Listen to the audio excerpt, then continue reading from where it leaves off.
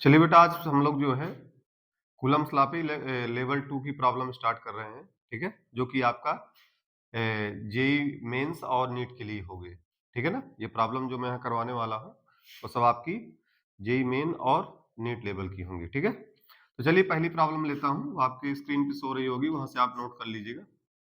देखिए इस प्रॉब्लम में है क्या कि 2 चार्ज पार्टिकल जो है किसी डिस्टेंस पे रखे हुए हैं, आइडेंटिकल चार्ज पार्टिकल है, वो किसी डिस्टेंस पे रखे हुए हैं, ठीक है? तो इस समय ये एक स्ट्रिंग से बंधे हुए हैं, ठीक है? और ये स्ट्रिंग आप ये दो जो चार्ज पार्टिकल हैं, एक सरफेस पे रखे हुए हैं, ठीक है ना? ये जो भी चार्ज पार्टिकल हैं, ये सरफेस पे रखे हुए हैं। तो इनके बीच लगने वाला जो टेंशन होगा, जिस स्ट्रिंग पे बंधे हुए हैं, उस स्ट्रिंग पे टेंशन कितना है? T के बराबर है, ठीक है? तो यहाँ पर क्या होगा कि अगर ये चार्ज Q है और ये चार्ज Q है, ठीक है? तो इनके बीच जो टेंशन होगा वो क्या हो जाएगा, और डिस्टेंस को मैं d मान लूंगा, तो ये टेंशन कितना हो जाएगा, kq² बाई d²। पहली कंडीशन में तो यही बोलना है, ठीक है? अगली कंडीशन में क्या बोला है कि यहीं पर अब मैं क्या करता हूं, इसी सिचुएशन में मैं देखता हूं यहाँ पर, या मैं अलग डायग्राम बना लेता हूं। यही चार्ज पार्टिकल आपके d डिस्टेंस पे रखे हैं। अब क्या करता है कि इनके मिड पॉइंट पर एक तीसरा आइडेंटिकल चार्ज पार्टिकल रख देता है, जो कि यहां से कितना डिस्टेंस पर है, d/2। तो पूछ रहा है कि अब जिस स्ट्रिंग से कनेक्टेड है ये जो स्ट्रिंग कनेक्टेड है, ये यहां पर भी चार्ज पार्टिकल आ गया आइडेंटिकल, तो जिस स्ट्रिंग से कनेक्टेड है उस पे अब टेंशन क्या होगा? तो यार वो टेंशन निकालने की क्या करेंगे, इस पे लगने वाला नेट फोर्स निकाल लेंगे, और लगने वाला नेट फोर्स क्या आ जाएगा, एक तो इसमें फोर्स जो पहले से लग रहा है इसके कारण वो तो लगेगा ही, कितना हो जाएगा, kq² बाई d²। एक इसके कारण लगेगा और उसी डायरेक्शन में लगेगा, तो वो कितना हो जाएगा, kq² d/2 का स्क्वायर। तो ये फोर्स ओवरऑल कितना आ गया, ये 2 ऊपर जाएगा तो 4 हो जाएगा, ये हो जाएगा 5 kq² बाई d²। अब देखिए kq² बाई d² का वैल्यू यहाँ से क्या लिखा हुआ है, t। यही फार्मूला क्या हो गया, F इक्वल टू 5 t के बराबर हो गया। मतलब टेंशन हमारा कितने टाइम्स हो गया, 5 टाइम्स हो गया। क्लियर? तो इसको नोट कर लीजिए, ठीक है? ठीक है, अब चलिए अगली प्रॉब्लम पे चलते हैं।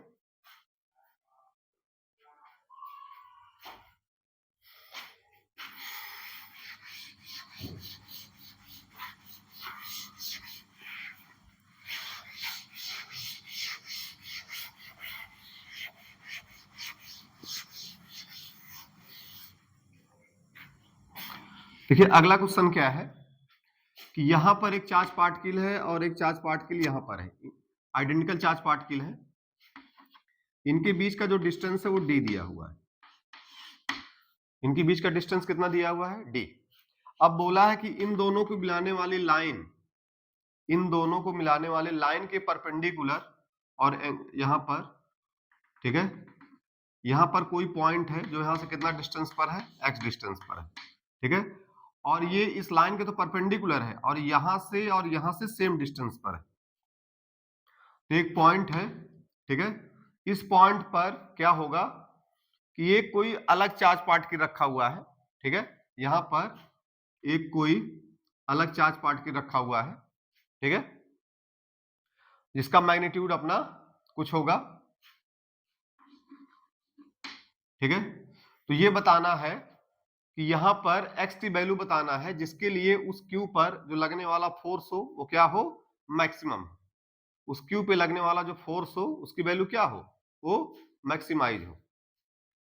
तो यार इसके लिए क्या करोगे, मान लो ये q है, ये स्मॉल q है, ठीक है, तो यहां पर इसके कारण जो लगने वाला फोर्स होगा वो इधर होगा, मान लो f है, क्योंकि इसके लिए भी सेम डिस्टेंस है तो इसके कारण जो मैग्नीट्यूड होगा वो सेम ही f के बराबर होगा, वो इधर होगा, ठीक है।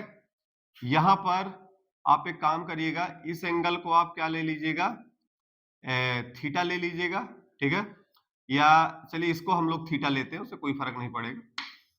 तो यहां पर ये थीटा, तो ये भी कितना हो जाएगा, थीटा, ये थीटा लेंगे तो ये भी कितना हो जाएगा, थीटा। ठीक है, तो पहले यार एफ की वैल्यू देख लेते हैं। एफ की वैल्यू कितनी आएगी, वो आ जाएगी के क्यू स्मॉल क्यू अपान, ये डिस्टेंस कितना हो जाएगा यहां से यहां तक, under root x square plus d by 2 का स्क्वायर। ठीक है, सेम वैसी वो भी डिस्टेंस सही होगी। तो यार यहाँ पर ये हो जाएगा x square plus d by 2 का स्क्वायर। ठीक है, तो यहां से आपका आ जाएगा के q small Q upon x square plus D square by 4। ठीक है, तो यार वहां से हम लोग अब इस पे लगने वाला नेट फोर्स निकालेंगे। मान लीजिए वो आपका नेट फोर्स एफ डैश, तो एफ डैश का वैल्यू बेटा कितना हो जाएगा, कंपोनेंट करोगे तो इधर आपका एफ कॉस थीटा आएगा ऊपर की तरफ। ठीक है, और इसका भी एफ कॉस थीटा आएगा।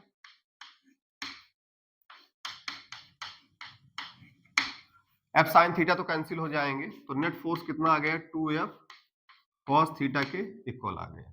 ठीक है, तो यहां पर एफ डैश का वैल्यू कितना हो जाएगा, ये वैल्यू पुट कर देते हैं के q small Q upon x square plus D square by 4। अब यहां पर मुझे cos थीटा की वैल्यू चाहिए, तो cos थीटा की वैल्यू इस ट्रायंगल से निकाल लेंगे। वो कितनी हो जाएगी, x upon x square plus D square by 4 की पावर 1/2। ठीक है, तो यहां से एफ डैश को सॉल्व करोगे तो आ जाएगा 2k small Q x upon x square D square by 4 की पावर 3/2। ठीक है ना, इसकी पावर 1 इसकी पावर 1/2 दोनों ऐड हो गई, पावर कितनी होगी 3/2। अब ये फोर्स का मेरा फंक्शन आ गया जो किसके टर्म में आया हुआ है, एक्स के टर्म में आया हुआ है। ठीक है, अब मुझे इसकी वैल्यू को मैक्सिमाइज करना है। अब मुझे इसकी मैक्सिमम वैल्यू निकालना है इस फोर्स की, तो मुझे क्या करना पड़ेगा, इसको मैक्सिमम मिनिमाइज यहाँ पे करना पड़ेगा। तो इसका मैं क्या करूंगा, इसका मैं फर्स्ट डेरिवेटिव लूंगा डी एफ डैश अपान डी एक्स। ठीक है, और उसको किसके बराबर पुट करेंगे, फिर 0 के बराबर पुट करेंगे। ठीक है, तो मैं इसको जो है इसको नोट कर लीजिए, फिर ऊपर से मैं हटाता हूं। ठीक है ना, इसको नोट कर लीजिए।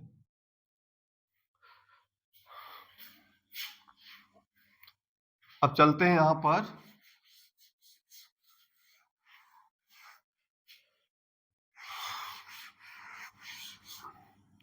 अब देखिए यहां पर डी एफ डैश अपान डी एक्स करेंगे इसका। ठीक है, तो यार ये 2k क्यू तो कांस्टेंट है, 2k Q small Q constant है। ठीक है, अब यार यहाँ पर सबसे पहले ये मेरा पहला फंक्शन हो जाएगा, ये सेकंड फंक्शन होगा। और कैसे करेंगे, पहले सेकंड फंक्शन को रोक देंगे, x square D square by 4 की पावर 3/2 को रोकेंगे। ठीक है, और एक्स का करेंगे तो एक्स का कितना आ जाएगा 1 माइनस। ठीक है, अब एक्स को रोकेंगे। ठीक है, माइनस के बाद चूंकि इधर जगह नहीं तो मैंने नीचे यहां लिख दिया है एक्स। अब इसका करोगे तो इसका आ जाएगा 3/2 x square D square by 4 की पावर 1/2, -1 सब्ट्रैक्ट हो जाता है। तो इसका तो मैंने कर दिया। अब अंदर का फंक्शन एक्स स्क्वायर उसका करेंगे तो कितना आ जाएगा 2x। ठीक है, टोटल की पावर क्या हो जाएगा, इसकी पावर, अब जो भी ये फंक्शन नीचे लिखा हुआ इसका स्क्वायर हो जाएगा। जब इसका स्क्वायर करोगे तो डी स्क्वायर बाई 4 की पावर 3/2 और फिर इसका स्क्वायर। ठीक है, ये यहां पर आएगा। ठीक है, अब जो भी ये डी एफ डैश अपान डी एक्स, इसको किसके बराबर पुट करोगे, 0 के बराबर। ठीक है, यार इसको 0 पुट करने में ये नीचे की वैल्यू तो 0 होगी नहीं, ये फंक्शन आपका 0 है, ये नीचे वाला 0 होगा नहीं, तो इसका मतलब 0 कौन होगा, ये। ठीक है, तो इसको जब मैं 0 पुट करूंगा तो यार ये वैल्यू ये भी 0 नहीं होगी, तो इसका मतलब यही वाला फंक्शन जो है 0 होगा। तो इसमें यार कुछ ये कट जाएंगे 2 से, ये 2 कट गया। ठीक है, और देखिए यहाँ पर 3x, ये 3x है और इधर एक x है, तो 3x स्क्वायर हो जाएगा। ठीक है, तो एक तरह वहां से फंक्शन जो है x square plus D square by 4 की पावर 3/2। ठीक है, और माइनस ये बनेगा आपका 3x स्क्वायर और एक्स स्क्वायर प्लस आपका डी स्क्वायर बाई 4 की पावर 1/2 इक्वल टू 0। ठीक है, अब इसमें भी देखिए क्या होगा, कुछ कॉमन आएगा, x square plus D square by 4 की पावर 1/2 कॉमन आ जाएगा, और अंदर जो बचेगा आपका बचेगा x square plus D square by 4, और ये वाला टर्म तो पूरा कॉमन में चला गया, तो इधर कितना बचेगा, -3x² इक्वल टू 0। अब फिर से यार देखो, ये x square D square by 4, मतलब ये आपका एक स्क्वायर में है, डी स्क्वायर बाई 4 भी आपका स्क्वायर में है, इसकी वैल्यू मिनिमम क्या हो सकती है, एक्स स्क्वायर की मिनिमम वैल्यू क्या हो सकती है, 0। ठीक है, अब डी तो कुछ फाइनाइट नंबर होगा, क्योंकि डी तो दिया हुआ है, तो ये वैल्यू तो 0 हो नहीं सकती कभी, तो इसका मतलब कौन सा, यही टर्म 0 होगा। तो चलो इसको फिर 0 के बराबर पुट करें, तो ये आपका देखिए यहां से क्या आ जाएगा, एक्स स्क्वायर, तो ये आपका यहां से बन जाएगा एक्स स्क्वायर माइनस 3x², तो ये हो जाएगा d square by 4 minus 2x² equal to 0। ठीक है, या यहां से आ जाएगा x square equal to d square by 8। ठीक है, एक्स स्क्वायर इक्वल टू क्या आ गया, डी स्क्वायर बाई 8। इसको नोट करिए, फिर यहां से वैल्यू देखते हैं आगे क्या आता है।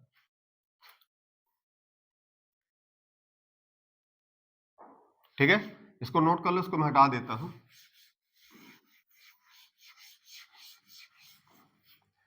अब देखिए यहां से x का वैल्यू आ गया प्लस माइनस डी अपॉन 2√2। ठीक है, प्लस माइनस इसलिए लिए हैं, यहां पर प्लस माइनस इसलिए लिया गया है क्योंकि इस पॉइंट से ऊपर भी d/√2 डिस्टेंस पे ऐसा हो सकता है, और इस पॉइंट से नीचे भी सेम रिजल्ट आएगा, क्योंकि सिमेट्री है यहाँ पर, तो चाहे ऊपर x की वैल्यू ले लो या नीचे ले लो, इसलिए यहाँ पर क्या आया हुआ है, प्लस माइनस आया हुआ है। क्लियर, इसको नोट कर लीजिए, फिर इसको हटा देते हैं। इस क्वेश्चन को थोड़ा अच्छे से देखिएगा, क्योंकि इस तरह के मैक्सिमा और मिनिमा के बहुत सारे क्वेश्चन एग्जाम में आते हैं, और इस तरह की वैल्यू वहां पर पूछता है।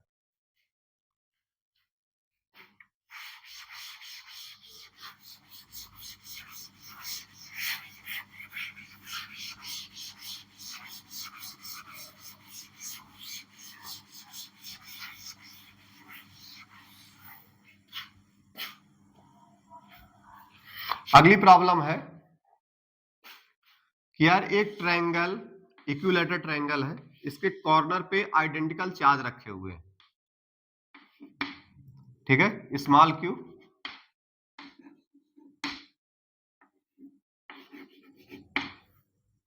ठीक है, तो यहां और इसके सेंट्रॉइड पर एक कैपिटल क्यू चार्ज रखा गया है। ठीक है, इक्विलैटरल ट्रायंगल के कॉर्नर पे आइडेंटिकल चार्ज रखा गया है, तो मान लिया मैंने स्मॉल क्यू है, वो दिया हुआ है कि स्मॉल क्यू चार्ज है, और सेंट्रॉइड पे कैपिटल क्यू चार्ज दिया हुआ है। ठीक है, अब ये बोला है कि पूरा सिस्टम क्या है, इक्विलिब्रियम पर है। तो यार इक्विलिब्रियम तो पे अगर पूरा सिस्टम है तो वो तभी पॉसिबल है जब ये तीनों चार्ज का नेचर कुछ और हो। मान लो ये तीनों अगर पॉजिटिव हो तो ये निगेटिव होना चाहिए। ठीक है, या ये पॉजिटिव है तो वो तीनों निगेटिव होना चाहिए। ठीक है, इस तरह से कुछ कॉम्बिनेशन होगा तभी इक्विलिब्रियम पॉसिबल है, नहीं तो अगर ये भी पॉजिटिव है, तीनों पॉजिटिव होंगे तो पूरा सिस्टम रिपेल करके ये सब दूर चले जाएंगे, तो कभी इक्विलिब्रियम रहेगा ही नहीं वहां पर। ठीक है, तो यहां पर क्या होना पड़ेगा कि जैसे मान लीजिए इन दोनों के कारण इस पर रिपल्सिव फोर्स लगेगा इधर की तरफ, इन दोनों के कारण इस पे क्या लगा, इधर की तरफ रिपल्सिव फोर्स लगा, तो ये क्या करेगा, क्योंकि अगर निगेटिव होगा तो ये अपनी तरफ खींच लेगा, तो उधर आगे जाने नहीं देगा, तो ये इक्विलिब्रियम पे रहेगा। सेम चीज इसके साथ भी वही होगा, सेम चीज इसके साथ भी वही होगा। ठीक है, लेकिन अगर चारों एक ही साइन के होंगे तो क्या होगा कि ये दोनों पॉजिटिव है, तो ये इस पे ऊपर की तरफ ऐसे फोर्स लगाएंगे नेट में, और ये भी पॉजिटिव रहेगा, ये भी अपना फोर्स इधर ही लगाएगा, तो ये चार्ज अपना निकल जाएगा इधर। ठीक है ना, तो ध्यान दीजिएगा कि ये चाहे तीन निगेटिव हो तो ये पॉजिटिव होगा, या ये तीनों पॉजिटिव हो तो ये निगेटिव होगा। क्लियर, तो यहां पर चलिए इसको करते हैं। तो यार करना क्या है, यहां पर पहले आप किसी एक चार्ज को ले लेते हैं, इसी को ले लेते हैं, और इस पे जो है लगने वाले नेट फोर्स को क्या करा देते हैं, 0 के इक्वल पुट कर देते हैं। ठीक है, तो यार इसके कारण अब देखिए यहां पर मान लो इक्विलैटरल ट्रायंगल में ये जो है उसका साइड क्या है, ए के इक्वल है। ठीक है। तो मुझे यहाँ पर क्या है कि ये वाला डिस्टेंस भी चाहिए, ये वाला डिस्टेंस मुझे चाहिए। तो देखिए ये एंगल 30 डिग्री दिया हुआ है क्योंकि इक्विलेटरल ट्रायंगल है। तो ये पूरा कितना हो जाएगा यहां से यहां तक, ये आपका हो जाएगा a cos 30 डिग्री, मतलब ये आपका हो गया a√3/2। ठीक है। अब आपको पता है कि ये लेंथ और ये लेंथ 2 और 1 के रेशियो में होती है। ठीक है। तो अगर आपने इसको x मान लिया तो नीचे वाला हो जाएगा x/2। तो यार x प्लस x/2 जो होगा वो हो जाएगा a√3/2। तो ये 3x/2 इक्वल टू होगा a√3/2। तो 2 से 2 चला गया और x का वैल्यू कितना आ गया, a/√3 के इक्वल आ गया। ठीक है। तो चलिए अब इस पे लगने वाले नेट फोर्स को जीरो दिखाते हैं। तो एक तो फोर्स इन दोनों कारण लगेगा, तो इन दोनों का मानेंगे कि इधर मान लो एक का एफ डैश लग रहा है, इसका जो इधर एफ डैश लग रहा है। ठीक है। ये एंगल 30 डिग्री होगा, ये एंगल भी 30 डिग्री होगा। ठीक है। इसके कारण जो फोर्स लग रहा है वो इधर ही लगेगा, उस फोर्स को आप मान लोगे वो एफ के बराबर है। ठीक है। तो यहां पर रिजल्ट ये होगा यहां पर। ठीक है।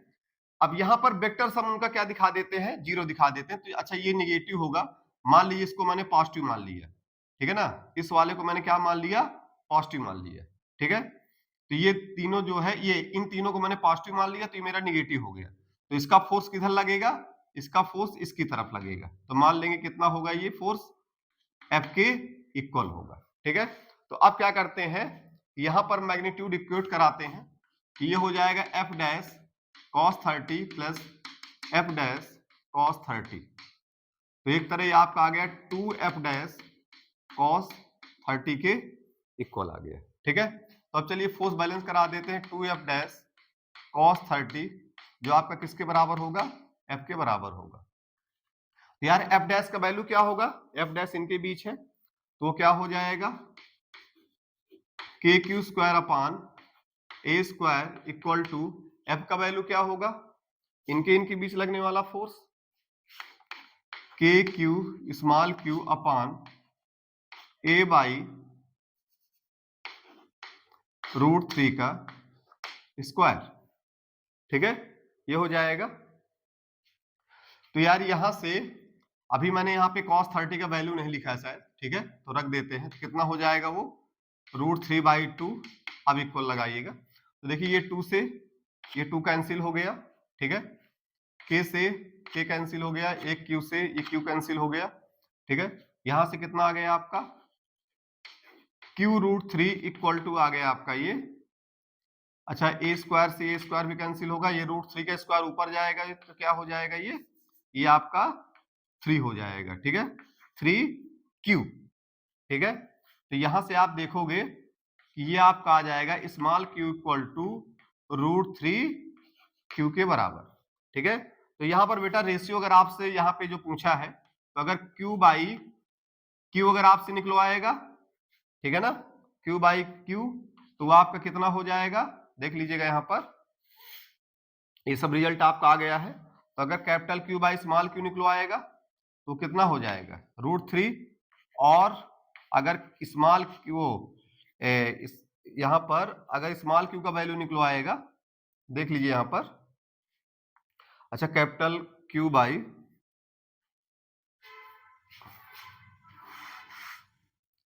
ये इधर जाएगा, q/स्मॉल q ये आपका हो जाएगा 1/√3 होगा। ठीक है ना, देख लेना ये इधर आ जाएगा, ये √3 इधर चला जाएगा। ठीक है, तो अगर इसका वैल्यू पूछा तो ये हो जाएगा, और अगर आपसे पूछा स्मॉल q अपान कैपिटल Q तो ये आपका ऊपर √3 चला जाएगा। ठीक है, ये आपका √3 ऊपर चला गया है। ठीक है, तो जो भी मान लीजिए किसी क्वेश्चन में यहाँ तो मान लीजिए q/स्मॉल q अगर पूछा है तो ये कर दीजिएगा, स्मॉल q अपान कैपिटल Q पूछा तो आपका ये रिजल्ट आ जाएगा। ठीक है, इसमें कोई दिक्कत वाली बात नहीं है, अच्छा क्वेश्चन है। ठीक है ना, क्वेश्चन आसान है पर थोड़ा सा कैलकुलेशन ज्यादा है। ठीक है ना, तो इसको भी नोट कर लीजिएगा।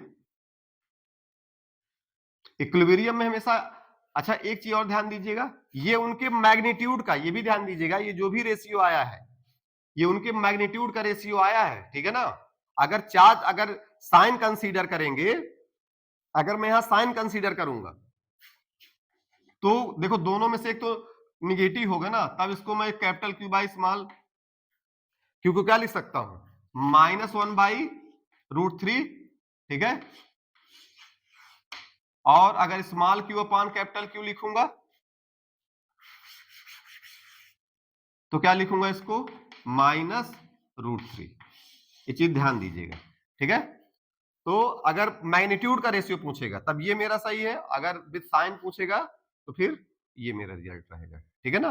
अभी आप ऑप्शन में देख लीजिएगा, मान ली 4 ऑप्शन आपको दिए हुए हैं, उसमें आपने देख लिया कि साइन दिया ही नहीं है, केवल मैग्नीट्यूड, किसी में साइन नहीं दिया, तो आप समझ जाना कि मैग्नीट्यूड का रेशियो पूछा है। लेकिन अगर वहां पर अगर ऑप्शन में से निगेटिव दिया हुआ है, ठीक है, तो फिर आप जो है ये लगा दोगे, ठीक है। अगर ऑप्शन वाला नहीं है, मान ली सब्जेक्टिव का क्वेश्चन है, ठीक है, तो फिर आप वहां पर मान लीजिए capital Q upon small Q पूछा है तो ये भी लिख दीजिएगा, फिर आगे लिख दीजिएगा इन मैग्नीट्यूड फॉर्म, ठीक है, और फिर आगे लिख दीजिएगा कि व्हेन वी कंसीडर साइन, तो फिर वो वाला रिजल्ट लिख दीजिएगा माइनस साइन लगा करके, तो दोनों वहां पर हो जाएगा, ठीक है, उसमें कोई दिक्कत नहीं। चलिए ठीक है, इसको नोट करिए, फिर आगे चलते हैं। हटा दो उसे, ठीक।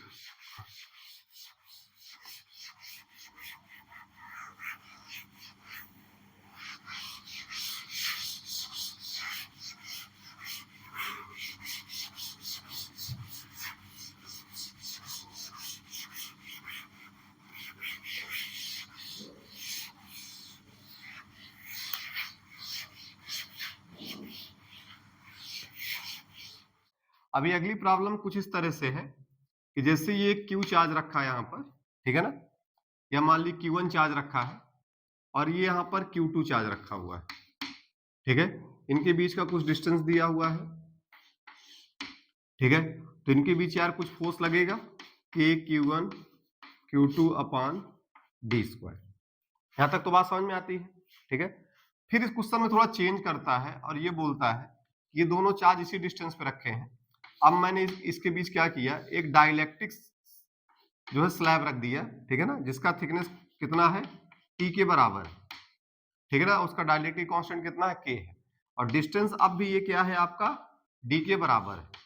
तो इस केस में जो अब लगने वाला फोर्स है वो क्या होगा, ठीक है। ऐसी प्रॉब्लम पूछता है कि ये सिचुएशन है, अब इसी सिचुएशन में बीच में मैंने डाइलेक्ट्रिक के और थिकनेस टी का मैंने प्लेट पुट कर दिया, तो बताना है कि अब यहाँ पे लगने वाला फोर्स जो है वो क्या होगा, क्लियर।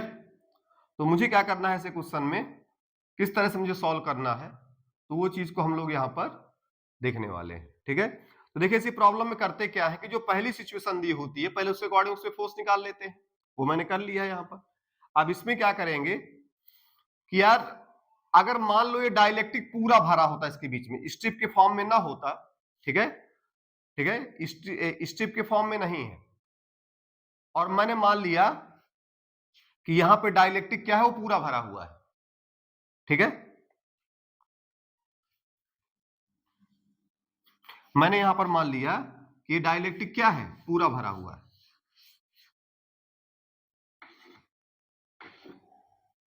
और मैंने क्या किया कि इसी सिचुएशन को, जैसे ये सिचुएशन आपकी दी हुई है, ठीक है, यहां पर मान ली ये डिस्टेंस दी हुई है, ठीक है, तो मैंने क्या किया कि अगर ये डाइलेक्ट्रिक के यहां पर पूरी तरह से भरा होता, ठीक है,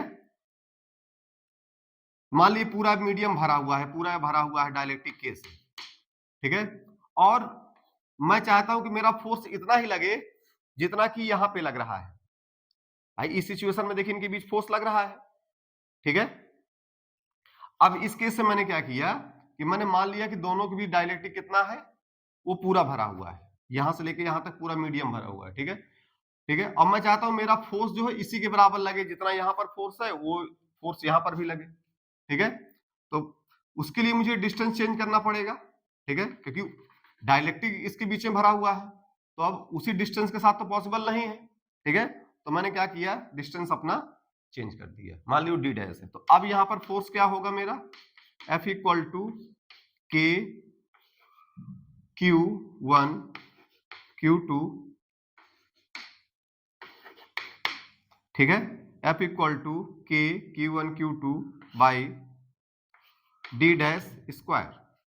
अब जो कि डी डैश मैंने ऐसे लिया है कि डाइलेक्ट्रिक भरने के पहले और डाइलेक्ट्रिक भरने के बाद का फोर्स क्या है, इक्वल है। ठीक है, तो यहां पर क्या होगा कि इन दोनों फोर्स को इक्वेट कराओगे तो अच्छा, यहां पर जो डाइलेक्ट्रिक का वैल्यू है, एक चीज ध्यान दीजिएगा, इसको मैं के नॉट ले लेता हूं, ठीक है ना, ताकि आप इस के से कंफ्यूज ना हो जाओ। तो वो के नॉट किधर आता है, नीचे आता है। ये आपको कूलम्स लॉ में पढ़ा होगा कि जब भी डाइलेक्ट्रिक कांस्टेंट होता है तो कहां आता है, नीचे आता है।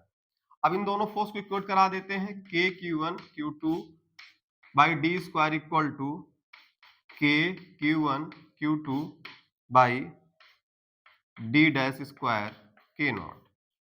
ठीक है, तो यार ये सब ऊपर का तो कट गया और यहां आ गया d square equal to D dash square k naught. तो डी का वैल्यू आ गया यहां से डी डैश अंडर रूट के नॉट।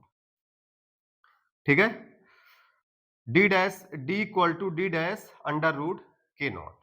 ठीक है, तो यहां पर ये क्या पता चल रहा है कि मान ली कोई दो चार्ज पार्टिकल हैं, वो एयर पे रखे हुए हैं और उनके बीच का मान लीजिए डिस्टेंस डी है, अभी के लिए कितना डिस्टेंस दिया हुआ है, डी के बराबर दिया हुआ है। ठीक है, तो यार उनके बीच लगने वाला फोर्स ये है, एयर में जब रखे हैं। अब मैंने डाइलेक्ट्रिक भर दिया, अब भी मैं चाहता हूं कि फोर्स मेरा ये इतना ही लगे, तो डिस्टेंस ऑब्वियस बात मुझे चेंज करना पड़ेगा, तो मैंने चेंज कर दिया, तो उसके अकॉर्डिंग ही फार्मूला आ गया।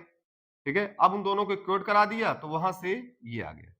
तो यार डी वो डिस्टेंस है, ठीक है, डी यहां पर वो डिस्टेंस है जो एयर पर है और डी डैश वो डिस्टेंस है जो डाइलेक्ट्रिक के अंदर है, डाइलेक्ट्रिक लेने के बाद है। ठीक है, तो अगर मैं एक चीज चाहता हूं कि मैं चाहता हूं कि अगर मैं डाइलेक्ट्रिक का यूज ना करूं, मान लो डाइलेक्ट्रिक यहां भरा हुआ है और मैं चाहता हूं कि डाइलेक्ट्रिक वाली डिस्टेंस को मैं एयर वाली डिस्टेंस से रिप्लेस कर दूं, तो एयर वाली अगर डाइलेक्ट्रिक में डिस्टेंस डी डैश दी हुई है तो उतने ही फोर्स के लिए मुझे एयर में कितना डिस्टेंस लेना पड़ेगा, स्मॉल डी के इक्वल लेना पड़ेगा।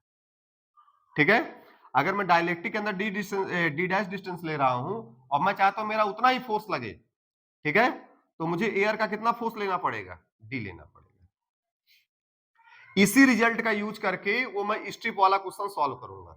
अब आप स्ट्रिप वाले में बोलोगे कि सर जो है उसमें तो एक स्ट्रिप है, यहां तो आपने कंप्लीटली फील्ड है और वहां तो केवल स्ट्रिप के फॉर्म में है, तो क्या रिजल्ट काम करेगा? हाँ, ये सेम रिजल्ट स्ट्रिप के केस में भी वर्क करेगा।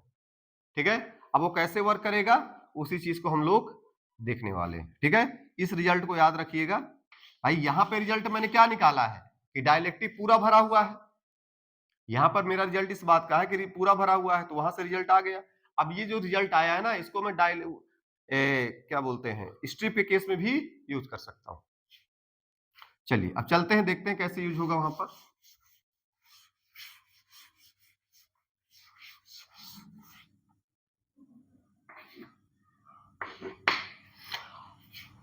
अब क्या है, क्वेश्चन में अब लौटते हैं। ठीक है, देखिए वहां पे जो अभी मैंने डेरिवेशन किया है, तो वहां पर मैंने एयर और डाइलेक्ट्रिक का डिस्टेंस लेके उसको डिराइव किया है। ठीक है, अब हम इस क्वेश्चन पे लौटते हैं। ठीक है, अब यह देखिए डेरिवेशन में मैंने क्या किया है कि इस डी को मैंने एयर की डिस्टेंस ले लिया, डी डैश को मैंने डाइलेक्ट्रिक की डिस्टेंस लिया था। ठीक है ना, अब मैं अपने क्वेश्चन पे लौटता हूं कि यहां पर क्वेश्चन में क्या था मेरे कि यार इसकी थिकनेस कितनी है, टी है। ठीक है, इसी प्रॉब्लम में उसने क्या किया है कि डी डिस्टेंस ही बना हुआ है और डाइलेक्ट्रिक यहां पर के नॉट को पुट कर दिया है। ठीक है ना, स्ट्रिप के फॉर्म में पुट किया है, तो मुझे बताना कि इस केस में लगने वाला फोर्स क्या होगा। ठीक है, तो यार मैं यहां पर क्या करूंगा कि मेरी देखिए डाइलेक्ट्रिक की डिस्टेंस कितनी है, इसमें एयर वाली डिस्टेंस कितनी है, यहां पर एयर वाला डिस्टेंस कितना है, डी माइनस टी। ठीक है, और डाइलेक्ट्रिक वाली डिस्टेंस कितनी है, टी। तो जो कि यार मैं डाइलेक्ट्रिक के अंदर तो निकाल नहीं पाऊंगा। ठीक है, तो मैं क्या करूंगा कि इस डाइलेक्ट्रिक को रिप्लेस कर दूं और इसकी जगह एयर वाली डिस्टेंस ले लूं, कितनी बनेगी। अगर मैं इस टी का यूज डाइलेक्ट्रिक के अंदर नहीं कर पा रहा हूं तो मुझे इसको हटा करके मैं इसकी जगह एयर की डिस्टेंस कितनी ले लूं। तो देखिए एयर की डिस्टेंस लेने से क्या होगा कि ये भी देखिए एयर का डिस्टेंस है और इसके इक्विवेलेंट भी मैं एयर का डिस्टेंस निकाल लूंगा और फिर उस एयर की डिस्टेंस को मैं इसमें ऐड कर दूंगा और फिर उसका नीचे स्क्वायर कर देंगे तो कूलम्ब फोर्स निकल आएगा। तो यार अभी मैंने रिजल्ट निकाला था, तो एयर वाली डिस्टेंस कितनी आई थी, वहां पर डी और आपका कितना था d dash sorry d equal to D dash under root के नॉट, यही रिजल्ट आया था। ठीक है, तो यहां पे देखिए डाइलेक्ट्रिक का डिस्टेंस टी है तो एयर का डिस्टेंस डी है। ठीक है, अच्छा देखिए ये फार्मूला है, इस डी को इस डी से कंपेयर मत करिएगा, वो मैंने इस फार्मूले का यूज वहां पे कर लिया था, लेकिन इसका इस क्वेश्चन से कोई लेन देन नहीं है। ठीक है ना, वहां पर आप एक काम करो, आप कंफ्यूज ना हो जाओ। ठीक है ना, तो आप एक काम कर सकते हो, यहाँ पे डी ना यूज करके आप इसको कर लो आर और इसको कर लो आप आर डैश। ठीक है ना, इससे आपको कोई कंफ्यूजन ना हो, क्योंकि ये जनरल फार्मूला निकला है, ये फार्मूला यहाँ के लिए नहीं है, ये हर जगह के लिए वैलिड है। ठीक है, अब चूंकि वहां पर डी दिया था तो मैंने डी का यूज कर लिया है, जबकि मुझे इसका डेरिवेशन के लिए मुझे क्या करना चाहिए था कि डी की जगह मैं आर ले लेता और डी डैश की जगह आर डैश ले लेता और वहां से मैं डेरिवेशन कर लेता। चूंकि मैंने डी और डी डैश लेके कर लिया तो आप लोगों को लग रहा होगा कि इसी क्वेश्चन को ये इसी क्वेश्चन की ही डिस्टेंस है। ठीक है ना, तो उसके डेरिवेशन के लिए मैंने डी ही यूज कर लिया था। ठीक है, लेकिन आप जो है, अब जो कि यहां पर ये क्वेश्चन है, यहां पे अलग से डी दिया हुआ है। ठीक है, तो यहां पर आप इसको भी डी लिख दोगे तो कंफ्यूजन हो जाएगा, क्योंकि ये तो इसके डिराइव के लिए मैंने डी यूज किया था, अब ये जो है डी क्वेश्चन का पार्ट है। ठीक है ना, तो आप क्या करिएगा, उसको r equal to are dash के नॉट कर लीजिएगा। तो यार इस फार्मूले के अकॉर्डिंग अगर मैं चलूंगा तो मेरा डाइलेक्ट्रिक का डिस्टेंस जो रिप्लेस होने पे कितना आएगा, डाइलेक्ट्रिक वाला जो है डिस्टेंस कितना आएगा, वो एयर के इक्विवेलेंट कितना बनेगा, एयर डिस्टेंस बाय डाइलेक्ट्रिक वो कितना बनेगा, चूंकि ये डिस्टेंस टी है। ठीक है, तो एयर वाला डिस्टेंस बनाएंगे तो बनेगा टी रूट के नॉट। डाइलेक्ट्रिक का डिस्टेंस टी है, लेकिन डाइलेक्ट्रिक डिस्टेंस को अगर एयर से रिप्लेस करोगे तो कितना बनेगा, टी अंडर रूट के नॉट। अब टोटल डिस्टेंस कितना हो गया, मान लीजिए टोटल डिस्टेंस कितना हो गया, मान लीजिए एस है तो एस का वैल्यू कितना हो जाएगा, डी माइनस टी और प्लस टी अंडर रूट के नॉट। ठीक है, तो देखिए अब इस केस में जो अब नया फोर्स बनेगा वो क्या हो जाएगा, f dash equal to k q q upon नीचे d minus t plus t root के नॉट का स्क्वायर। ये मेरा जो है फार्मूला यहां पर आ चुका है। ठीक है, f dash equal to k q small q d minus t plus t root के नॉट का स्क्वायर। ठीक है, देखिए वहां पर जो मैंने रिजल्ट निकाला था आर डैश इक्वल टू आपका कितना आया था, R equal to are dash root के नॉट, ये एक जनरल फार्मूला है। ठीक है ना, ये रिजल्ट तभी निकलेगा जब मैं पूरा फील्ड करके निकालूंगा। ठीक है ना, वहां पर मैंने देखिए वहां पे जो मैंने डी लिया था वो इस क्वेश्चन के रिगार्डिंग नहीं था, वहां पर डी को मैंने जनरल चीज मान लिया था। ठीक है ना, और वहां पर मैंने एयर की डिस्टेंस को डी मान लिया था।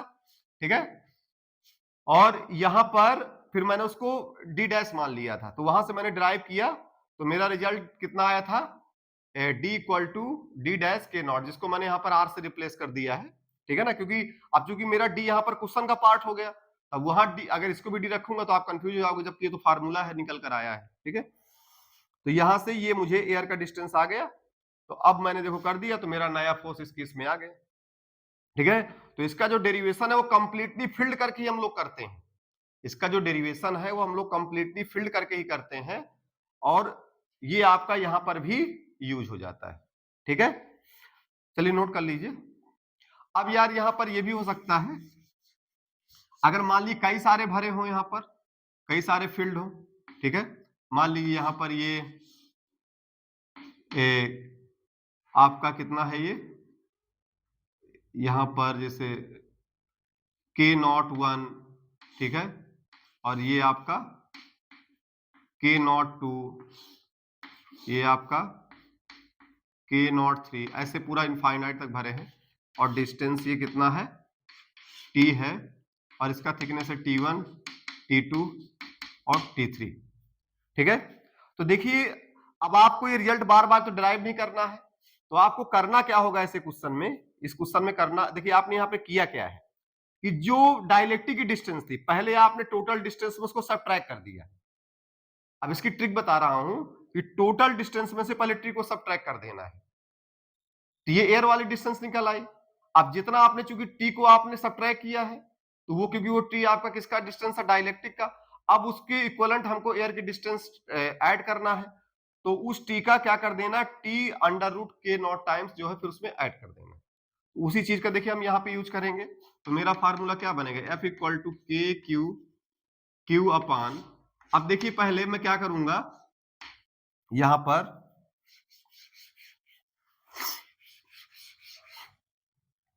पहले मैं काम करूंगा D minus T1 plus T2 plus T3 plus dash dash, काफी दूर तक होगा ये, ठीक है।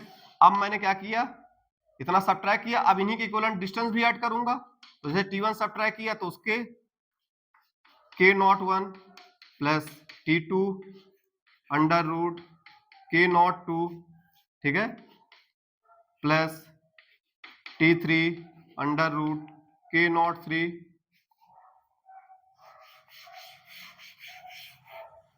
ठीक है, टोटल का यहां पर स्क्वायर हो जाएगा। ये देख लीजिए, जितने डिस्टेंस सब्ट्रैक्ट करोगे उस इक्विवेलेंट पे डिस्टेंस आप ऐड करते चले जाओगे, ठीक है। इसको नोट कर लीजिए, ये बहुत ही क्वेश्चन है, कॉमन क्वेश्चन है जो मैक्सिमम परेशान करता है बच्चों को, ठीक है।